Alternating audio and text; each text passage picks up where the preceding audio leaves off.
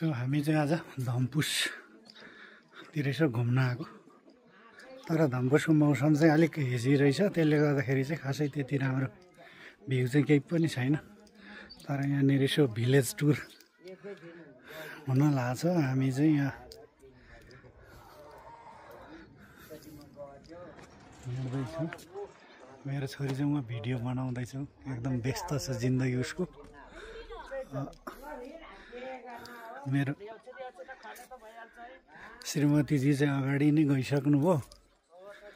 म चाहिँ यहाँ लन्ठ्याङ हल्लिँदै जाँदैछु। के गर्ने अब, बुढेसकाल लागेपछि त श्रीमतीले पनि छोडेर हिँड्दो रहेछ, एक्लै हिँड्न पर्ने रहेछ। के गर्ने, उमेर भइन्जेल त सँगै टाँसिएर हिँड्थ्यो श्रीमती। दारीजुङ्गा फुलेपछि, कपाल फुलेपछि त टाढा पो हुँदो रहेछ त। यस्तो पो रहेछ त जिन्दगी त। यहाँनिर बिरालो पनि यहाँ बसेर यहीँ सुरीपुस आइज।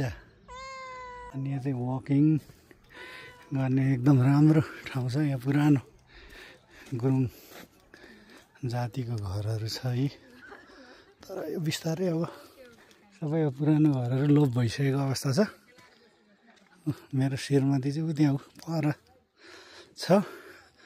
मलाई छोडेर जाने बेइमान श्रीमती चाहिँ उति नै हुन्। के गर्ने अब, भनेर भन्न नमिल्ने।